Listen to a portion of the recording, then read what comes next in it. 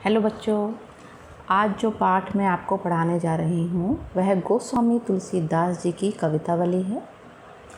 तुलसीदास जी की यहाँ पर कवितावली और लक्ष्मण मूर्छा और राम का विलाप आपके पाठ्यक्रम में हैं। आज हम कवितावली के बारे में पढ़ेंगे और इससे अगली वीडियो में हम लक्ष्मण मूर्छा और राम का विलाप पर बात करेंगे। तो देखिए, थोड़ा सा तुलसीदास जी के बारे में जान लीजिए।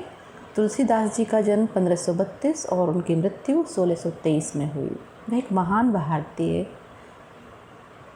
रचयिता, कवि और दार्शनिक थे। तुलसीदास जी की जो प्रसिद्धि है मूल रूप से वो रामचरितमानस के कारण है और राम उनके आराध्य थे। वो उनके बड़े सच्चे भक्त थे। उनकी पत्नी का नाम रत्नावली और पुत्र का नाम तारक था। तुलसीदास जी का समय जो था वो अकबर के शासनकाल का था। तो उस समय जो समाज की स्थिति थी ये कि जाति प्रथा काफ़ी फैल चुकी थी और आपस में लोगों के मतभेद बढ़ रहे थे। तो इस बात को ध्यान में रखते हुए उन्होंने अपने आराध्य रामचंद्र जी को नायक बना करके रामचरितमानस की रचना की और समन्वयवादी यानी कि सबको जोड़ने की बात उन्होंने अपने मानस में की है। तो आज कवितावली पर बात की जाए। गोस्वामी तुलसीदास जी हिंदी साहित्य के भक्ति काल की सगुण धारा के राम भक्त कवि हैं। उन्होंने राम को आराध्य माना है और उनके जीवन चरित्र को अपनी सभी रचनाओं का आधार बनाया है। सगुण धारा मैं आपको समझा देती हूँ। सगुण धारा का मतलब है कि ईश्वर को साकार रूप में पूजना, यानी कि ईश्वर का एक रूप होता है ऐसे भक्त कवियों में। उन्होंने समाज की विसंगतियों पर खूब रोशनी डाली है। देखिए रामचंद्र जी, और आगे देखें। हाँ, अब कवितावली पर बात करती हूँ। उत्तरकांड से है कवितावली की, जो आपके सिलेबस में है, और इसमें 2 कवित और तीसरा सवैया है। देखिए, किस भी किसान कुल बनिक भिखारी भाट, चाकर चपल नट चोर चार चेट की, पेट को पड़त गुन गड़त चढ़त गिरी, अटत गहन गन अहन अखेट की, ऊंचे नीचे करम धर्म अधर्म करी, पेट ही को पचत बेचत बेटा बेट की, तुलसी बुझाई एक राम घनश्याम हिते, आगी बड़बागी ते बड़ी है आगी पेट की। शब्दार्थ देख लीजिए। किसबी धंधा, बनिक व्यापारी, चेटकी बाजीगर, गुणगणत गुण अर्जित करते हैं, अटत भटकते हैं, अखेट की शिकार करना, बुझाई शमन करना और बड़बागीते समुद्र में लगने वाली आग। तुलसीदास जी यहाँ कहते हैं कि दुनिया में आकर मनुष्य को अपने पेट भरने के लिए, यानी कि अपनी आजीविका चलाने के लिए बहुत सारे काम करने होते हैं, जैसे व्यापार, खेती, धंधा, शिक्षा, भटैती, नौकरी, नाच गाना, दूध का कार्य, शिकार करना आदि। पेट की खातिर ही कोई पढ़ता है, कोई गुण सीखता है, कोई पहाड़ चढ़ता है, कोई घने जंगलों में शिकार पाने की लालसा में भटकता है। इतना ही नहीं, जो ये सब नहीं कर पाता वह भले बुरे सभी काम करता है। धर्म अधर्म दोनों में कोई भेद नहीं करता, यहाँ तक कि अपने बच्चों को भी बेचने से परहेज नहीं करता। कवि कहते हैं कि पेट की आग समुद्र में लगने वाली आग से भी ज़्यादा बड़ी आग होती है, जिसे बुझाना आसान नहीं होता। समुद्र में जो आग लगती है उसको आप समझिए कि जो आग लग जाती है तो पानी में लगी आग को कैसे बुझाया जा सकता है।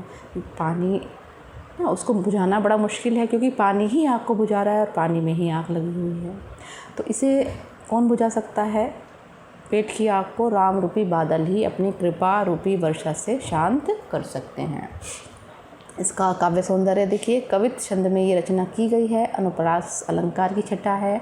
अवधी भाषा की रचना है। राम घनश्याम में रूपक अलंकार। आगी बड़बागी ते बड़ी है आगी पेट की में अतिशयोक्ति तथा व्यतिरेक अलंकार। दूसरा कवित देखिए।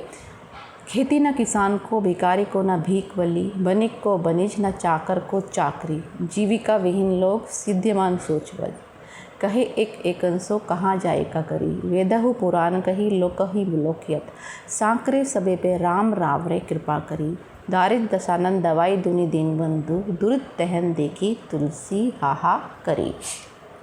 देखिए शब्दार्थ। बलि दान दक्षिणा, बनिज व्यापार, सिद्ध्यमान दुखी, सांकरे संकट के समय, दारिद दशानंद गरीबी की का रावण, यानी कि गरीबी का रावण, गरीब 10 सिर वाला, गरीबी 10 सिर वाली होती है।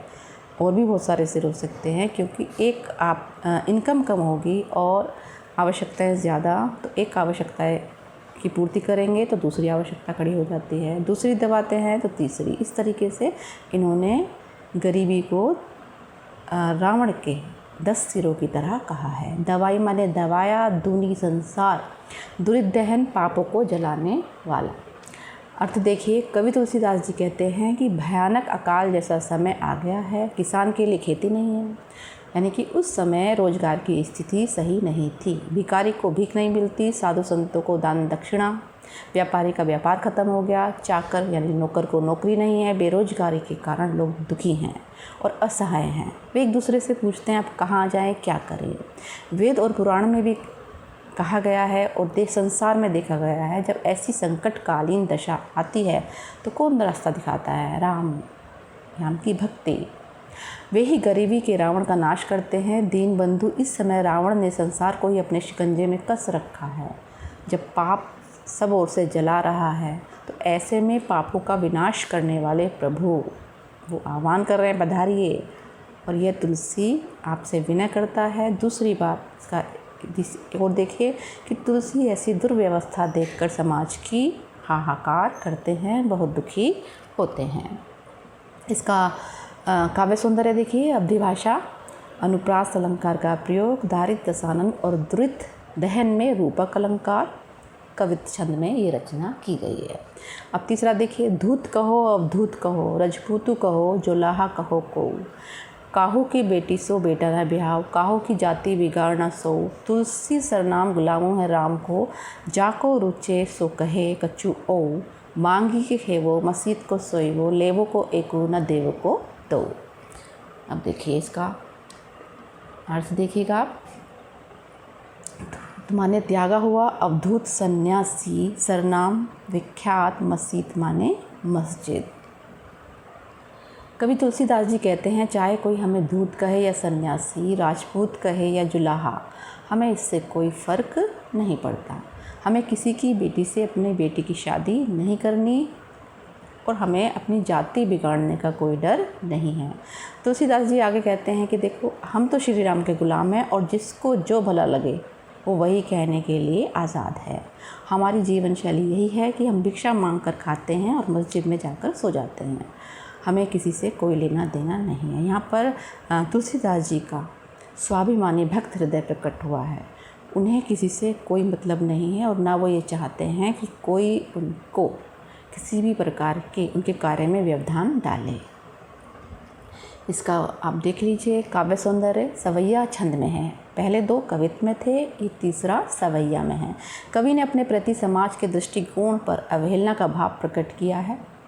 लेवो को एको न देव को दो मुहावरा है ये। मांगी की खेवो मसीत को सोईवो पंक्ति में कवि के फक्कड़पन, यानी फक्कड़ किसे कहते हैं, जिससे किसी की परवाह नहीं होती, जो जहाँ मिलता है उसे खा लेता है, कहीं भी रह लेता है, और धार्मिक सद्भाव, यानी सबसे, चाहे हिंदू है मुस्लिम है, हर धर्म से उनका प्रेम है। अनुप्रास अलंकार का जगह जगह प्रयोग हुआ है। तो ये था आपका, आप देखिएगा, हाँ, ये कवितावली, और मेरे ख्याल से आपको कवितावली का जो भी अर्थ है और इसका काव्य सौंदर्य आपको समझ आ गया होगा। अगले वीडियो में हम बात करेंगे राम की लक्ष्मण मूर्छा और राम का विलाप। तो तब तक के लिए नमस्कार।